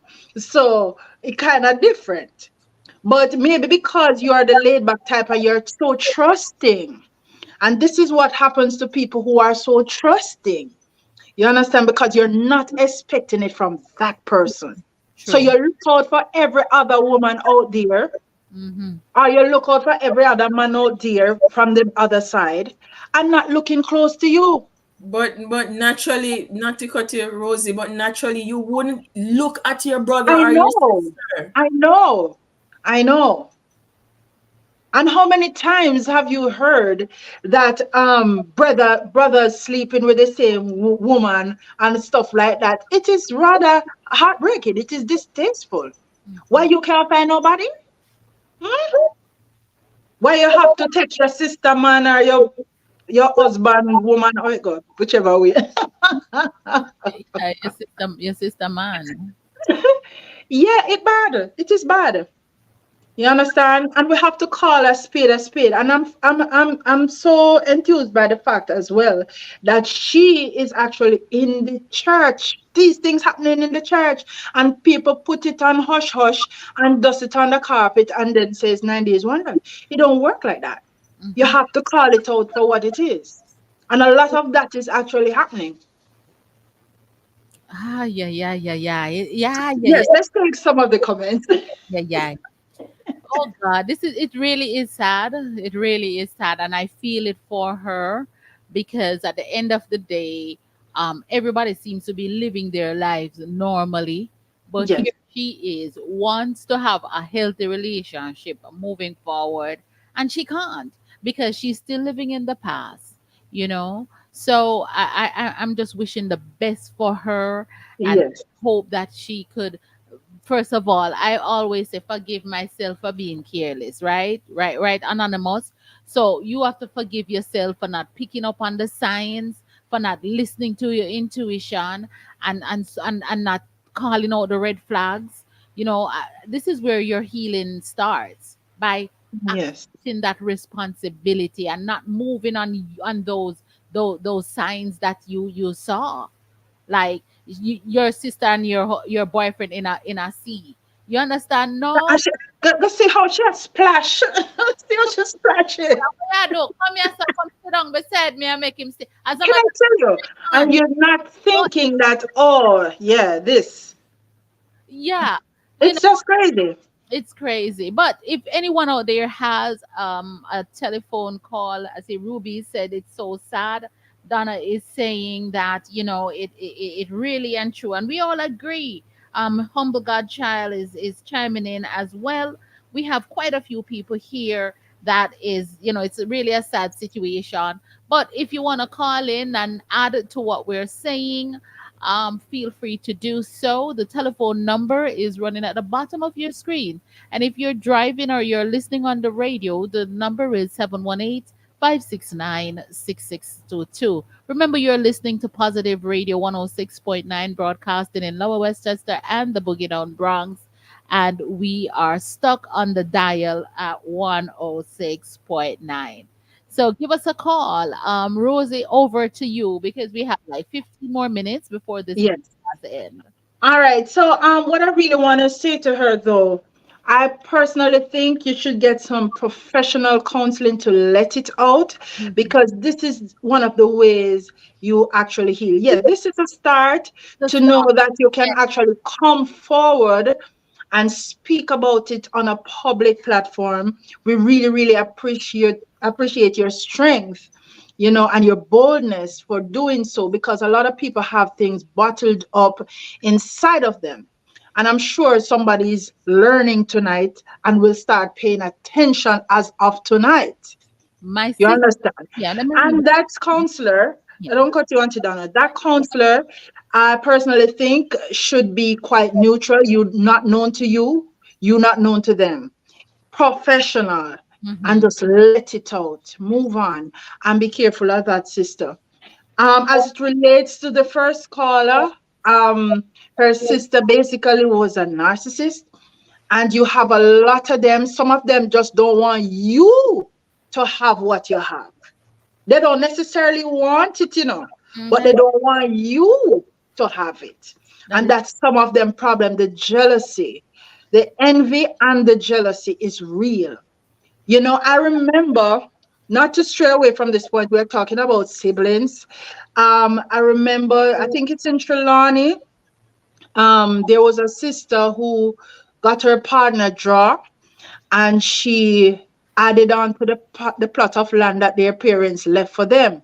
The sister got so jealous of her because she now adding on and getting bigger, and maybe because she think that, oh, the sister looks better than her, because this, as simple as you take it, oh, your skin is lighter than mine, or or I look better than you. These simple things cause jealousy. Yeah. You understand?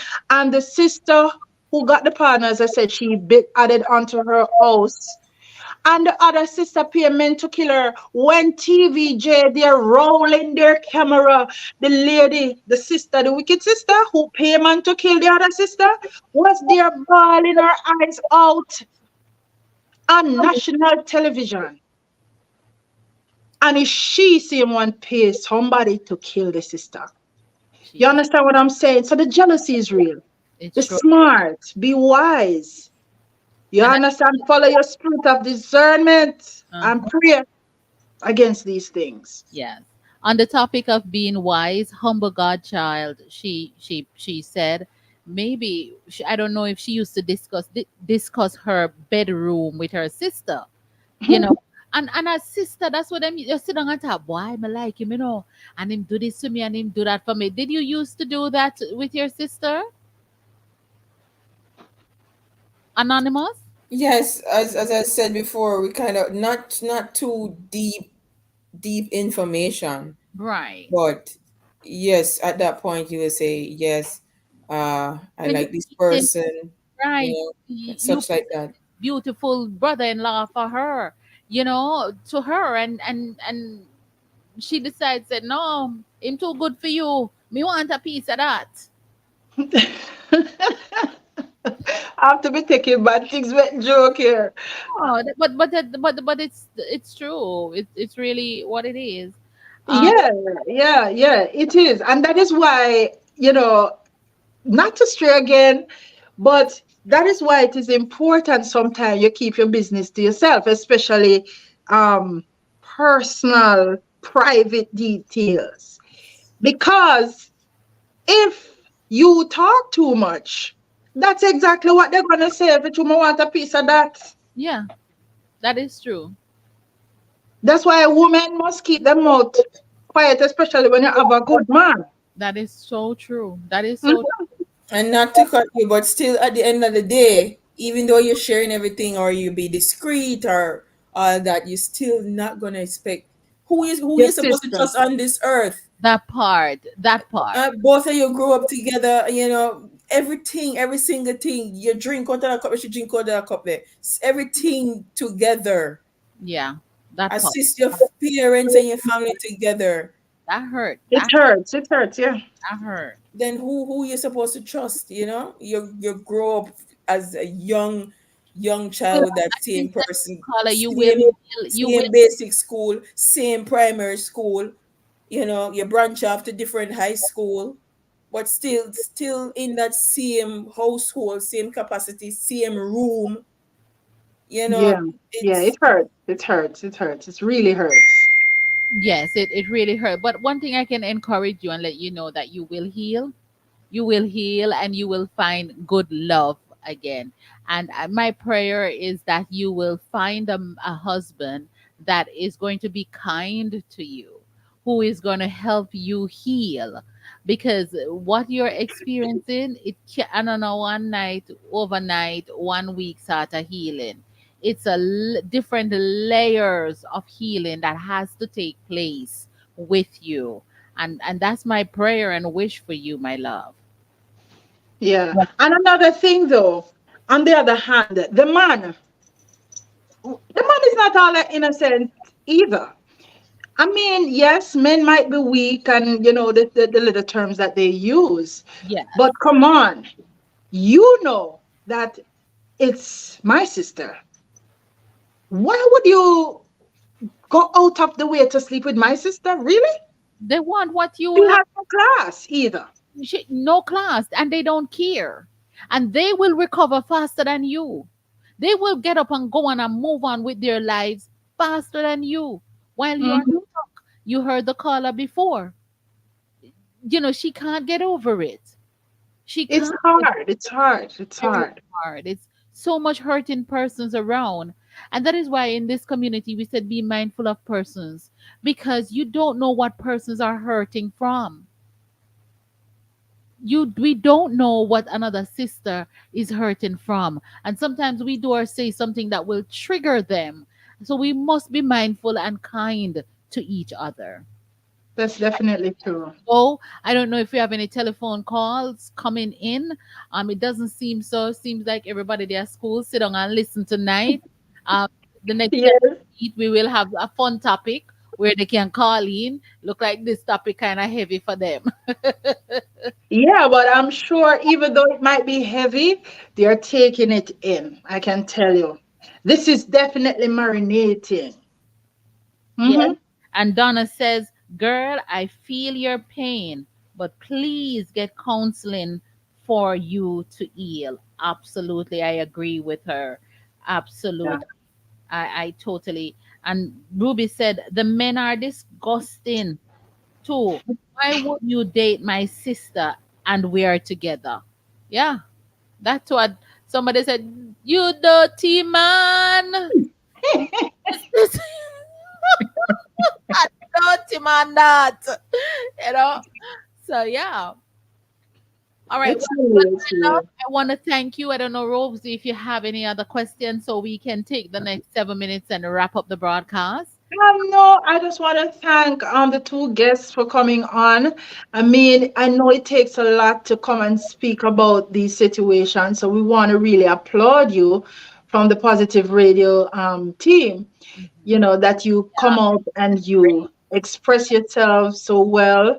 Yeah. Um, we really, really appreciate it, and we appreciate you. Yes. And for our community, we know you have learned something tonight. Sometimes we go hard, sometimes we go soft. This Yes. is one of the night when we sit and we listen. So that's all. Sorry about Yes, and we really, really thank you for staying with us. It's indeed always a pleasure sharing with you, and I'm happy I could actually take time, or we could actually take time out of our very, very busy schedule to be with you from across the globe. God bless you every time. Peace out. Thank you, Lady Anonymous. Thank you, our first caller, Susie. We really, really appreciate you, and thanks for coming. All right. Thank you very much. Thank you very much. God bless you. I have one other piece that I could play. It says eight signs that you have a toxic sibling. I just want to play it. I think it's like about 4 minutes or less. So let's play it and see. Let me forward it up a little bit and see. Take a listen, everybody. Just as damaging to your mental health and emotional well being as any other dysfunctional family dynamic. Sometimes it can be hard to tell if your sibling is just teasing and playful or abusive and manipulative. So, here are 8 signs you have a toxic sibling. 1. They don't respect your boundaries. Is your sibling always asking you for more help than you can give? Siblings who don't respect your boundaries, who expect you to save them or take the fall whenever they did something wrong, are toxic for your mental health. They don't care about what's going on in your life, so long as you're around to help them with theirs. They have no problem abusing your kindness and love for them. 2. They make you feel anxious.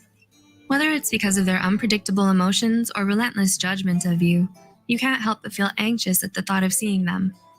You know it's not going to end well when you spend time with them, so you avoid them as much as you can. You dread family gatherings and holidays, and you're always in a hurry to leave once they arrive. Their presence makes you feel nervous, uncomfortable, and on edge. 3. They're exhausting to be around. Another sibling is toxic for you is if they're emotionally draining to be around. Every conversation with them always leaves you exhausted. They demand that you attend to their wants and needs, and they make you listen to their every complaint they have about their life. They dump all their negativity on you, and even take out their problems on you sometimes. 4. You have an unhealthy rivalry with them. Does your sibling make you feel like you have to prove your worth to them? Even though rivalries are common, especially when you're kids, unhealthy feuds that extend until adulthood can cause serious damage to your mental health. It's a sign when they won't respect you unless you outdo them in some way. They undermine all your accomplishments and try to outshine you every chance they get. 5. They manipulate you. Toxic people are masters of emotional manipulation. It's worse especially when you have a toxic sibling, since they know a lot of intimate details about you. They may try to control you by guilt-tripping you, giving you the cold shoulder, or making you feel sorry for them. Sometimes they might even feed you lies or tell you stories just to get you to side with them or to get you to do them favors. 6. They constantly criticize you. Is your sibling always the first to call you out when you mess up? Even if they say it comes from a place of love, you know they're rooting against you. They're always putting you down to make themselves look better. They give you backhanded compliments, prey on your insecurities, and criticize every little thing about you. No matter how successful, wealthy, or well-liked you become, they always find a way to tear you down. 7. They blame you for everything. Are you always blamed for things you didn't do? Toxic siblings never take responsibility for their own actions. Even when it's not your fault or when it's absolutely out of your control, your sibling will always pin the blame on you.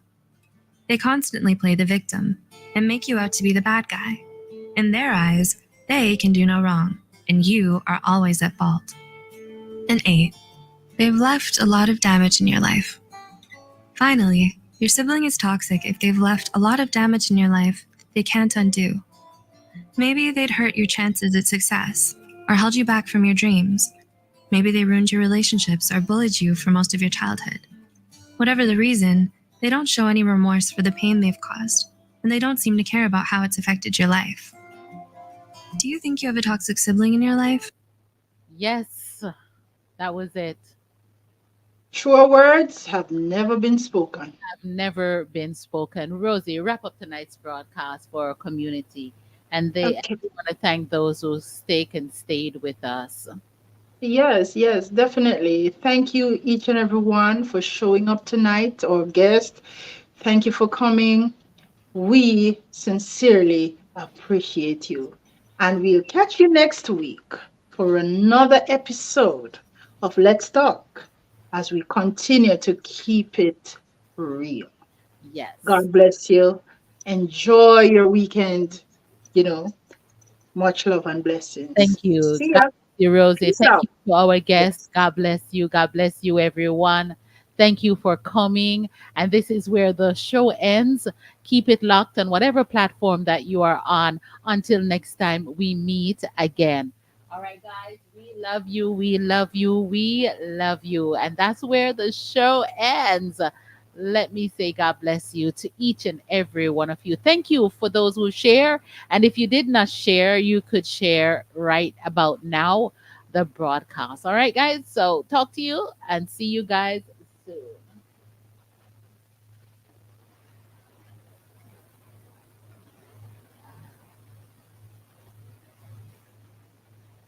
Where are we?